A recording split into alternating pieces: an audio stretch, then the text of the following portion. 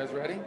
Yes. Just a couple points I want to make at the outset, because I know it's been in the news this morning about this earthquake in Venezuela. I had an opportunity to talk earlier this morning with Delcy Rodriguez, the acting president. We're obviously awaiting we're already deploying search and rescue teams from Fairfax County, Virginia, and Los Angeles. There'll be some others we'll add. That's their most immediate need right now, is search and rescue efforts. They have a bunch of collapsed buildings, and so they'll need a lot of help in terms of digging through that. The airport there is badly damaged, so we'll have to rely on the Department of War to deploy assets there. And then we're also helping them with some overhead imagery, especially in coastal areas where they don't have full visibility over what the damage has been and what the impact has been. Those are the acute, like short-term needs over the next 48 to 72 hours, because in search and rescue, you're trying to get to people while you can still save their lives. They're buried under rubble. And other countries are responding as well. The Qataris have already offered assistance, as we spoke to them earlier today as well.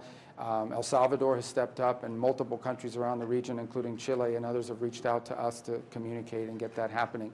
As we move forward with that response, with the sort of the short-term phase of response recovery, the second phase, of course, will be identifying their more longer-term and acute needs. What are the things over the long term they're going to need help with? We'll have a better assessment of that after the next 48 hours when we're on the ground, and as the Venezuelan authorities get more visibility as to the level of damage in terms of housing. Where do you put all these people that don't have anywhere to go live? What we can do to help restore or help them restore their communications, their internet, their telecom, and so forth. We'll also have to manage what we expect is going to be a surge of private donation. I can imagine that there's going to be a lot of people from the United States and entities in the United States. We've already been in touch with some of the leading charities, but I know at the local level, particularly in places like where I call home in South Florida, there'll be a lot of people that are going to want to step forward and help and provide assistance. And we just need to find the way that we can step in and provide logistical support from that. In addition, of course, we've already stood up our disaster response teams at the Department of State and our humanitarian efforts. It's something we did very well in Jamaica after that storm, and it's something we're really prepared to do now. So I've already spoken to Secretary Hegseth. The Department of War is going to have to play a big logistical role here, because they have the ability to land in challenging places. Right now, the airport in Caracas is damaged. One of the runways is cracked. And so, but the Department of War has the capability to land in situations like that. So we'll need that. So we have an whole of government response. It'll be big, it'll be fast, and it'll be effective. And of course, obviously, we're in touch through our embassy on the ground, where I believe we have almost full accountability of all of our personnel there. And of course, Americans are safe. The last point is we've also, we know there are American citizens that are inside of Venezuela now, so we've also gone through the normal processes that we set up for them to be able to communicate with us in case they need assistance or help. On this visit here, we had a very productive meeting, a very good meeting. I know you hear that all the time, so let me just say it was a really, really good meeting with the Gulf countries. They've shared with us some very concrete concerns, ideas, and when I say concerns, I think the biggest concern is that they really just want to be informed every step along the way as we enter these negotiations at both the technical and political levels. And we want them to be involved, and we want it's helpful that Qatar is there as a mediator, but we want the views of all these countries to be reflected. We want and will not be making any decisions or commitments that in any way undermines the prosperity, stability, or security of our Gulf partners. So every step of the way, we'll create a system where we are always in communication with them, and they're not reading about it in the media. No disrespect to all of you, but they really should be hearing directly from us and engaged as much as possible in this process as we move forward. And that was something that we talked about today. They have some other specific things. So one thing that came across very clear is there is zero support among the Gulf countries for any sort of toll or fees or anything that charges for the use of international waters. The President's made it clear that's not going to happen. It's not going to be a part of this. It cannot be a part of this. He made that clear again yesterday in the Oval Office in a press availability that he had, and I reiterated that point, which I think was a welcome message from our partners here to hear that as well. So, all right, let's go. What about your remarks this morning? You mentioned that no agreement with Iran. It will be an expense of... Can you back up because you're... Yes, sure. He wants to see my face. Yes. Sorry, go ahead. I'm sorry. In your remarks this morning, sir, you said there is no agreement with Iran. It will come with an expense of a Gulf state interest. Does that mean in your negotiation with Iran, it will address proxy, and also all the threats from Iran coming to Hormuz, even if they don't close it, but still the threats affect the maritime traffic and also proxies. Yeah, if you look at the MOU, it talks for peace in the region. It talks for no interference in the sovereignty or interest of independent countries, of sovereign countries. Well, that's what proxies are. They're interfering in the sovereignty of a country. When you're giving money, for example, to Hezbollah to act as a rival to the sovereign government of Lebanon, you're interfering in their politics. When you're sponsoring militias in Iraq, you're interfering in Iraq. When you're sponsoring, Hamas or the Houthis or whoever it may be, you're interfering in the sovereignty of these countries. So that it's covered. The MOU contemplates a conversation about these things because it's critical and it's important. So there's no doubt that that will be a topic that has to be discussed, because ultimately you're not going to have peace and stability in this region as long as there are non-state actors operating within the boundaries and borders of sovereign countries and being funded by Iran. Thank you. What is your comment on the Iranian-Omani dispute regarding the safe passage in the Strait of Hormuz? Yeah, so we've reached a point now in this where you're hearing, for example, the Iranians will say one thing, but then something else is actually happening. So here's what I would tell everybody. It's now obvious to us, and I think should be obvious to all of you, that the Iranian system is going to continue to produce all sorts of maximalist rhetoric. They're going to have people going on their TV, on their official media, and making all kinds of pronouncements. But what we're interested in is not their press conferences. What we're interested in is whether or not ships are moving. If ships are moving as they should be moving, then that's what we're going to judge and that's what we're going to react to. If, on the other hand, this rhetoric is backed up by actual ships being threatened and ships are not moving, that's a violation of the agreement and we're going to have a problem with it. So what we are watching is we see the continued flow of ships in this particular case. That lane is the one that's being used for this evacuation effort that's being led by the International Maritime Organization, and that must continue. And as long as it continues, they can have all the press conferences they want. If that stops, then we're going to have a problem. Mr. Secretary, commitment from Oman that there would be no fee or tolling system imposed, including after a specific commitment from Oman that there was zero interest in a tolling or fee system, including after the 60-day negotiation. I don't know if it's been issued yet, but we have a joint statement that's coming from our meeting, and it makes it abundantly clear. And so I would just reiterate the point that I made earlier. And I said this, I don't know if you guys were there in the open portion of it. I said fees and tolls are the same thing to me. Okay? If you're paying someone to go there, I don't care if you call it a fee or a toll or a donation. It's a toll. That's how we're going to define it. That's international waterway. There isn't a nation on earth that supports having to pay money to go through the straits. And think about it this way. If you have, first, it's not even workable. Let's suppose that we went crazy and lost our minds completely and decided to agree to have a tolling or a fee mechanism. How would that work? It's not doable, because what's the consequence for not paying? Let's say a ship says, well, I'm not going to pay the fee. It's not like a toll on a road. You don't get a ticket in the mail. They get shot at.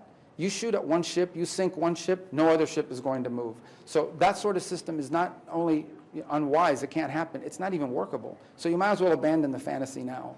So I think we've been clear. You can call it a fee, you can call it a toll, call it whatever you want. If you are charging money to use the straits, we won't support it, we won't tolerate it, we won't allow it. And I think there was unanimity in that room on that point. Mr. Secretary, two things. One on Venezuela. Do you have a dollar amount of assistance yet, or is it too early? Well, it's too early. I mean, we don't, right now we know they need, remember, unfortunately living in South Florida, living through both hurricanes, but other things that have impacted the Caribbean basin, what often happens is you have to wait and see what the needs are. The most immediate need, the one they need right now is search and rescue. That's the one they need immediately, because you got to get people out of that rubble within 48 hours or they won't survive. And so that's the first thing we're going to respond to. In the process of that response, we'll begin to assess what else they need. It is my guess, based on what I know about these sorts of things, that they're going to need a place. How do you house all of these people in the short term? So we'll have a better understanding of that. It's not even 12 hours yet. Right. So we don't have a number on it yet, but I know the President's made a full commitment to being supportive of Venezuela. And then secondly, are you aware, has any or are you aware of any of the frozen money that Qatar holds being transferred already to Iran? Well, I'm not aware of that. I don't think anyone in our system has said that. So I don't know if you're responding to some news or anything that's out there, but as of right now, we're not aware of any money, nor have we agreed for any money to be transferred. Okay, so that all that money is still there? As far as, that's our understanding. And there's no agreement on that point, so that better be the case. Tell us more about the outcomes with the meeting with His Majesty the King today, please? It was very positive. Look, again, we just came, first of all, this is a long-term relationship. We've been here for decades, this is not a new relationship between our countries. So obviously, as always, just express gratitude for all the support they gave us during this conflict.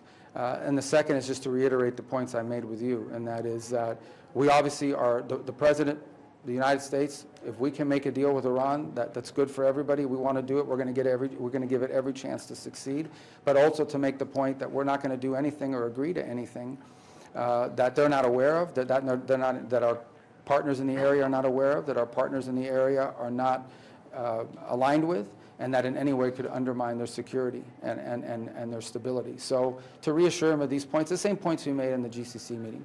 Mr. Secretary, in the meeting with the GCC allies, did any of them make any commitments to pay into this $300 billion reconstruction? No, it was not discussed. I mean, the reconstruction, that's way down the road, and that's something, that'll be dealt with at the appropriate time in this process. But that was not discussed by anybody. You're drawing your red lines on both Hormuz and also nuclear program. If Iran rejects one of those terms, what would Washington's next move be? Well, look, the President has multiple options at his disposal if Iran goes back on their word or if Iran decides they don't want to make a deal. Let's hope that's not the case. We don't want that to be the case. We're going to give diplomacy every chance to work. We've got a good team working on it. And so if it doesn't work out, the President knows what his options are.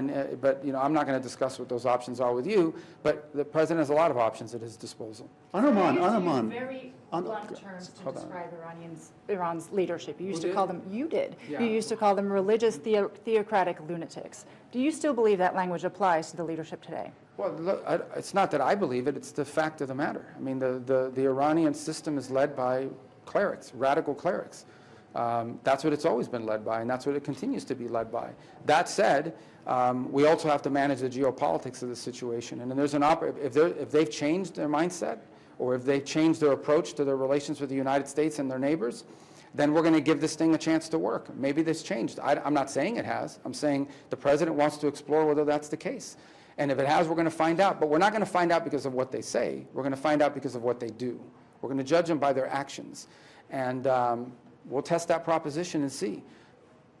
No one says it's going to be easy, because I think at the end, we know that people that are still at the top levels of that government are people that adhere to the same theology and the same mentality as the people that have led it in the past.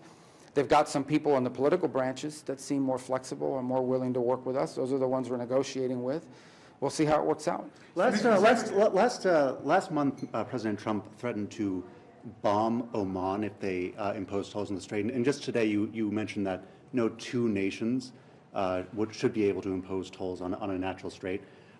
Are you satisfied? Is the current bilateral relationship with Oman now in a good place? And are you convinced they're not playing games with respect to that issue?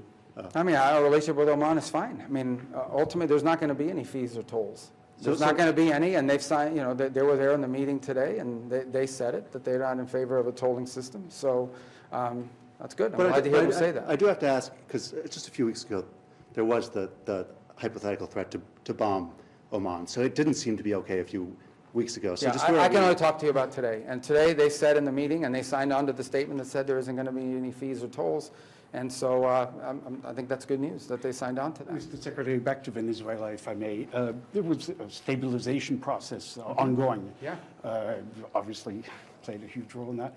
Are you worried that this earthquake could upend that process? Well, no, right now I'm not worried about that. Right now we're worried that there are people trapped in rubble. We want to help them get out. Some of those people have relatives that live in the United States, but no matter what, the United States has always responded to humanitarian crisis, especially in our own hemisphere. That's what we're focused on now. Obviously, earthquakes are not part of the stabilization process, but these are things you don't plan for. But we're faced with this, and now we have to respond to it, and we will in a very positive way. And we're glad to see that other countries in the region are stepping up. I mean, El Salvador, for example, and President Bukele has not had a relationship or a positive one with Venezuela. And he was one of the first to step up and offer assistance with the search and rescue team from El Salvador. So right now, we're just going to focus on the human aspect of this. There are human beings that have been harmed, that have been hurt. Some have been killed, some have been severely injured, and some are still trapped in rubble. We're going to focus on that. How that fits into the broader stabilization process, I don't think we're analyzing it through that lens. Obviously, it's a setback in that regard, but we're going to get through it, and I think Venezuela is going to emerge stronger from it, despite the tragedy that it's confronting right now. Mr. Secretary, the MOU did not include a specific number of years during which Iran could not develop nuclear weapons. Should a final agreement have a specific number, and is the U.S. pushing for that? No, why would an MOU would not have that? Because the MOU is not a final agreement. An MOU just creates the construct and the outlines for a negotiation. And there's no doubt that as part of that negotiation, very specific terms like years and limits will be discussed, and that includes the mechanisms by which it's verified and enforced. But is there a number of years the US this morning, there is negotiations will take place between GCC and Iran and Iraq regarding Hormuz. Do you support this kind? What's this now? I'm sorry. We just heard this morning there is negotiation will take place between GCC and Iran and Iraq regarding Hormuz. Do you support? I'm not aware of that. I've not seen that report. That wasn't discussed with me today, but I've not seen that report, so I can't comment on it. Mr. Go ahead. Is the GCC working on some direct agreement with Iran in order to ease tensions? Well, I can't speak for the communications there. I mean, these countries on a bilateral level, I imagine, have always had communication. And for example, Qatar has been a key mediator in this regard. But as far as our MOU process that we're going to be involved in, what we discussed today is that there will be I hate using this term mechanism because it's now been used for everything, but there will be a system set up where every step of the way, as developments occur in both the technical and political talks surrounding the MOU, they will be included. We're going to make sure they're up to date on everything that's being discussed, on everything that's being considered, and we can get their points of view and their interests aligned with ours in that regard. So many coming here, you're Italian. Suffered the missile strikes Including during the Bahrain. recent, yes. But there was no mention for that in the U.S.-Iran memorandum of understanding. What would you comment on that? Well, look, I think there's a misunderstanding. A memorandum of understanding is not supposed to be like an all-encompassing document. It basically just creates the outlines for a negotiation process. And that's what the MOU did. I mean, it had some specific things about immediately reopening the straits and so forth. But what it ultimately does is create the outlines for a process of negotiation. Within that process, I imagine there'll be many things discussed. And on the specifics about the GCC, one of the things that was mentioned today, which is of great interest to them, is they want some sort of funding for reconstruction. They suffer damages. They want to be compensated for those damages. So I would imagine that as part of the MOU process and as part of their engagement with us in that process, that items such as that are going to come up. Okay? Your Italian counterpart canceled an engagement prior to your coming here because of the spike in tensions between President Trump and Prime Minister Meloni. Have you addressed that tension? Have you spoken to your counterpart? I spoke to him last Friday when he made it. Was it Friday or Saturday, whatever day they decided not to come. We have a number of agreements on critical minerals and other things that we are lined up, and those will be signed in due course. And we'll get through it. I talked to him. I have a good relationship with him. He called me, told me he wasn't going to come to Miami. I was headed here anyway, so it worked out fine, I guess. I mean, it was unfortunate that an event like that got interrupted. I thought they should have still come. But that said, we had some agreements ready to sign. We're still going to get them signed soon. We'll just find a place to do it. Can you talk about this current page and rebuild trust between two allies? Yeah, look, our relations with Italy continue unimpeded at at every level, military level, other levels. Obviously, the president's very upset. He feels like not just Italy, but other countries in a time in which we were confronting a threat, not just to us, but more particularly to Europe. Many European countries did not step up and do enough. They weren't there, Italy, unfortunately, among that. But, we'll work through that. But his points of view on this have been very clear. It should not be surprising to anybody. He's been repeatedly, he said it again yesterday.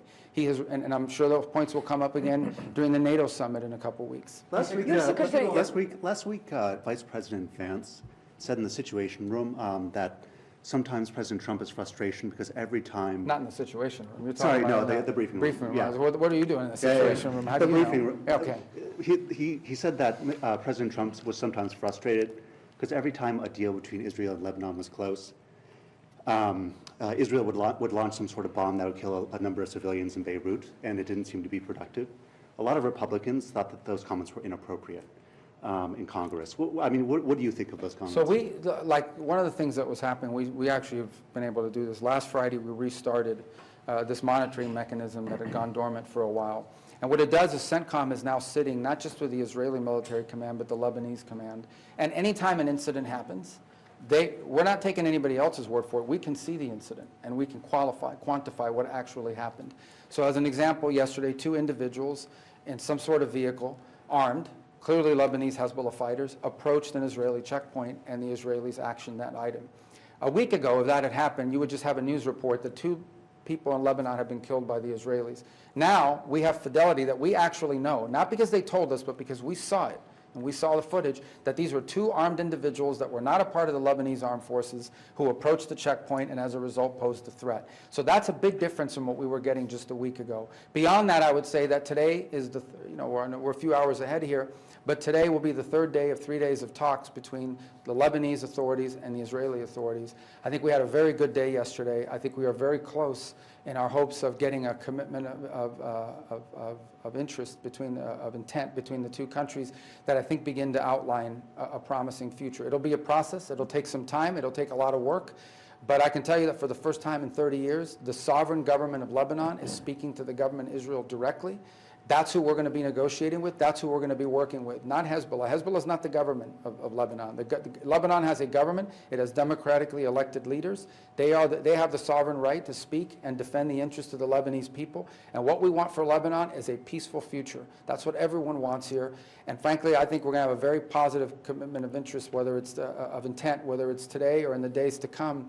We're working very hard at that. Hopefully today will be a day that can build on some of the things we were able to make progress on yesterday.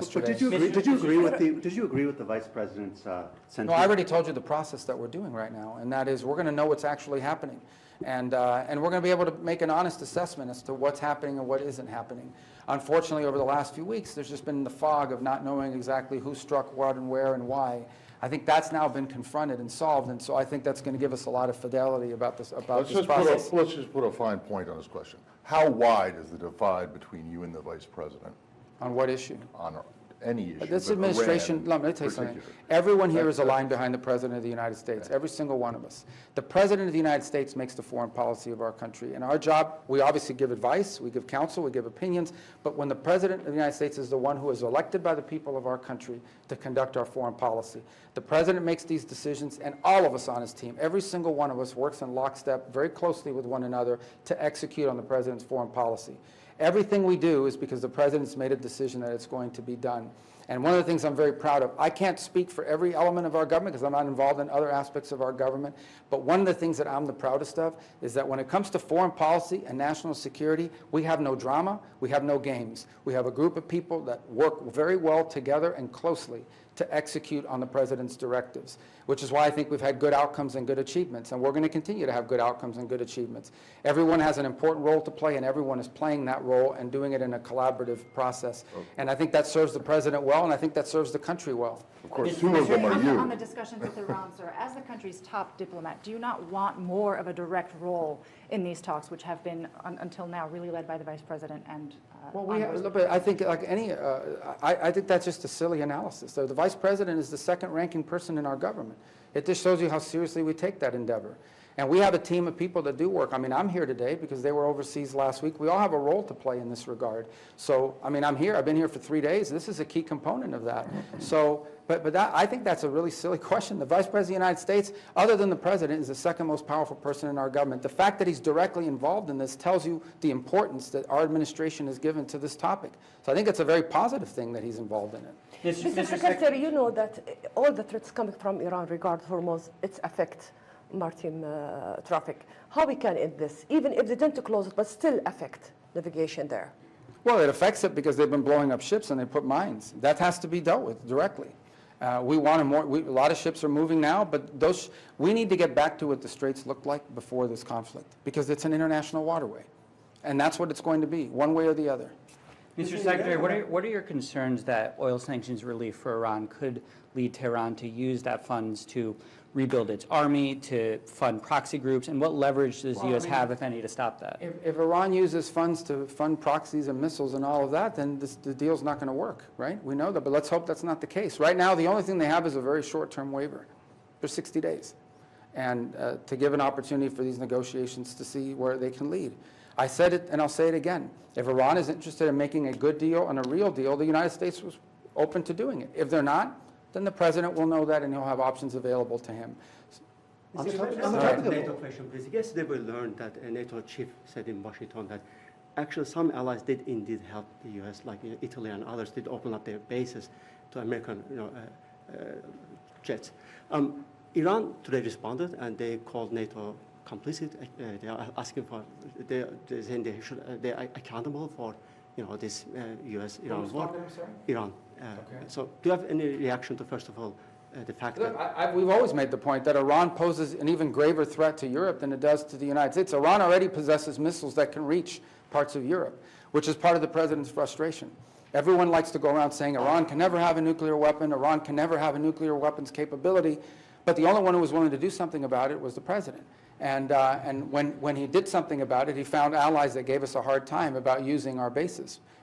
And so, again, if you speak about the NATO alliance, one of the reasons why I've been a strong supporter of our presence in NATO is because it allows us these basing rights that allow us to project power and protect our interests. But if you're not going to be allowed the use of those bases by these countries, then it puts into question the entire alliance. And as far as the president's concerned, he thinks, and he's rightfully thinks, that Iran poses as grave, if not more, a grave threat to parts of Europe than it does to the continental United States. And when he actually stepped forward and actually tried to do something about it, he didn't ask these countries to send their military to join us. We didn't need their help. But he asked if we could use the bases, and some of them said no or gave us a hard time, which I think is not only what he's annoyed about and upset about, but I think, frankly, it creates a real cloud over the NATO alliance that I hope can be fixed. We'll see. All right, I got to run. Let's go. On Iraq, I'm just curious how concerned you are about Iran being able to consolidate control over a lot of its proxy militias in Iraq. And even as these talks are ongoing, what type of future threat that poses to some of its again, neighbors? That's an example of Iranian interference in the sovereign affairs of another country in Iraq. That said, they have a new prime minister. He's forming a government. We have good signals coming from him. He'll be visiting Washington soon to meet with the president. And our hope is that we will continue to stand on behalf of the sovereignty, respect for the sovereignty of the people of Iraq, and not interference from Iran. So that'll be a topic of conversation. We've engaged the new prime minister. He's spoken to the president on the phone already once. We're watching so far. There's been good signals and some good actions that he's taken in the formation of his government. But obviously some challenges remain. But it's something we're going to watch very closely. All right, last one, guys, because we got to get ready to go. Just on the GCC states wanting compensation for the damage, how would that maybe look like? Could it come from the unfrozen funds? Well, I don't know. I mean, I'm not going to speculate right now as to how that'll actually be worked out. I just pointed out to you that is one of the things they raised in our meeting today. It's one of the things they're interested in, and one of the things that I think we're going to have to address at some point. But we haven't really worked through any of the particulars of that yet. Okay? About Russia before you go. About who? Russia is accusing the U.S. of failing to deliver on quote-unquote agreements that or understanding that we had in Alaska. Yeah. Can you please, there was no agreement in Alaska. There was a proposal in Alaska, but there was no agreement in Alaska. If there had been an agreement, we would have had an end of the war. So, as I said, the president is prepared, as the United States remains prepared to play whatever constructive role we can to bring about, an enduring end to this war in Ukraine, and which has been bloody. 20,000 soldiers killed every month, 5,000 a week, most of them Russian. So it's been debilitating for Europe, but especially for Ukraine and for Russia increasingly. So we are prepared to step forward and play a constructive role if there's one for us to play in bringing the parties together and bringing that war to an end. That's what the president's tried to do now for a year and a half, but there was no agreement in Alaska. There was a proposal made in Alaska, but it was never an agreement. By Russia or by the U.S.? No, it's the same thing you've seen publicly reported, right? I mean, Russia wants the entirety of Donetsk to be turned over to them, among some other things that they